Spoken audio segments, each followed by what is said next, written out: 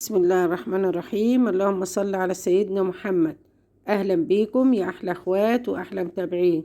في الفيديو ده ان شاء الله هنعمل المارينج، صنف حلو وسهل وبسيط خالص. يلا بينا اقول لكم على المقادير وتشوفوا الطريقة معايا. احنا هنعمله بطريقتين. دي الطريقة الاولى. المقادير عبارة عن بياض بيضتين كبار زي ما انتم شايفين كده، كوباية الا ربع من السكر بالمج بتاع الشاي، ربع الكوباية مية نفس المج برضو، معلقة صغيرة ملح ومعلقة صغيرة من الفانيليا، وطبعا البسكوت. دي المقادير التانية اهي زي ما انتوا شايفين. بياض بيضتين كبار، معلقة صغيرة من الملح، معلقة صغيرة من الفانيليا، كوباية الا ربع من السكر. اول حاجة المارينج الطريقة الاولى هنسويه على البخار. دي حلة فيها مية لنصها كده وبنسيبها تغلي على البوتاجاز، وبنرفع الحلة التانية عليها ونحط فيها المقادير. بياض بيضتين، كوباية الا ربع من السكر، ربع كوباية من المية، معلقة صغيرة من الملح، ونسيبها بياخد حوالي 5 دقايق مع التقليب المستمر.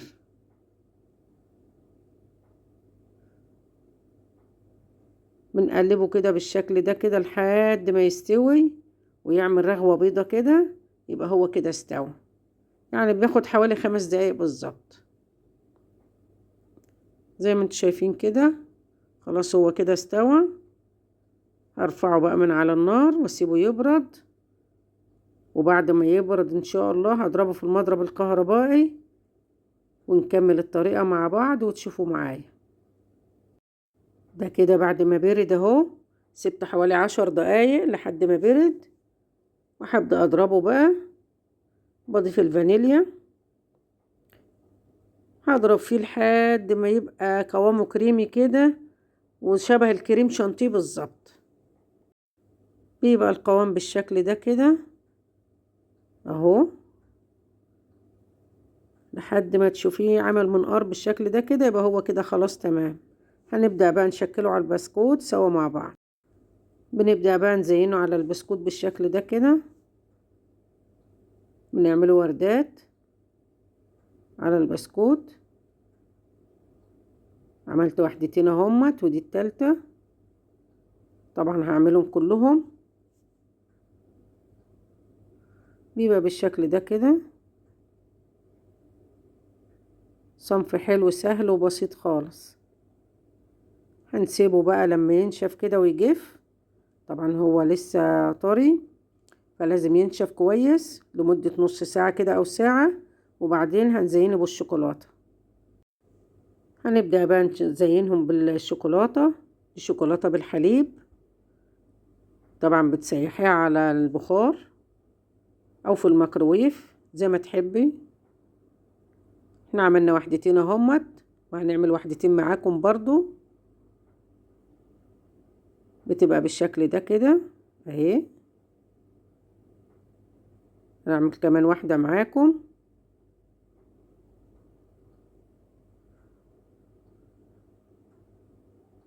بتدخليها التلاجة لمدة نص ساعة بس الشوكولاتة تجمد عليها وخلاص وكده تمام.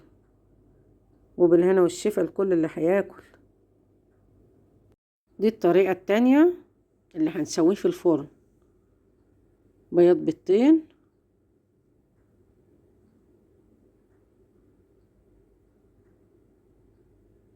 الاولاني سويناه على البخار على البوتاجاز، والتاني ده هنسويه في الفرن.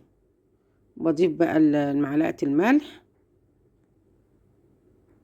اضربهم كده حبة حلوين، وبعدين بنضيف الفانيليا. بيبقى بالشكل ده كده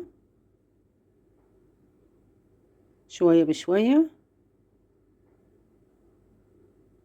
وبعدين هنضيف السكر برضو شوية بشوية مش مرة واحدة. بنضيف ونضرب، نضيف شوية ونضرب شوية. بياخد حوالي 5 دقايق مش كتير يعني، لحد ما ياخد القوام الكريمي كده بيبقى زي الكريم شانتيه بالظبط.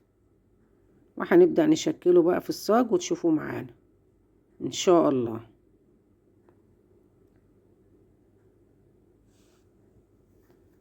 كده تمام. هنحطه في القمع بتاع الحلواني ونبدأ نشكله وردات وردات كده في الصاج اللي هنسويه فيه. واول ما نخلصه هندخله الفرن على طول.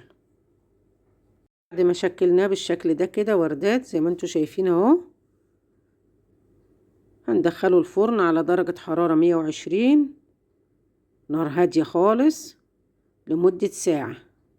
هو ما بيحمرش من فوق ولا حاجة، هو يدوبك قعره بس ياخد لون ذهبي كده خفيف، وتسيبيه بقى في الصاج كده لحد ما يبرد خالص، وبعدين تتفرجي عليه بقى مقرمش بقى وطعمه ايه تحفة، هيعجبك قوي. هندخله الفرن يستوي، وبعد ما يستوي نطلعه من الفرن ونسيبه يبرد، هتشوفوه معايا في طبق التقديم. ده المارنج بعد ما خلص اهو زي ما انتوا شايفين، شكله حلو وريحته حلوة وطعمه احلى. ده الابيض ده اللي سويته في الفرن، وده اللي بالشوكولاتة اللي عملناه على البسكوت اللي سويناه على البخار. الطريقتين حلوين وسهلين خالص. شايفين بيبقى عامل ازاي؟ هش من جوه وخفيف، وما شاء الله طعمه تحفة، يبقى مقرمش وجميل قوي. ممكن تعملي الاشكال اللي انت عايزاها. هنقسم واحدة كده من بتاعة الشوكولاتة، وهتشوفوها معانا من جوه عاملة ازاي. طبقة من البسكوت وطبقة من المارينج، والطبقة اللي فوق دي من الشوكولاتة. ما شاء الله جميل قوي. اعملي المارينج بالطريقة دي هيعجبك قوي. بتمنى لو الفيديو عجبكم تعملوا لايك وشير وتشتركوا في القناة عشان يوصلكوا كل جديد. اشوفكم على خير الفيديو الجاي ان شاء الله.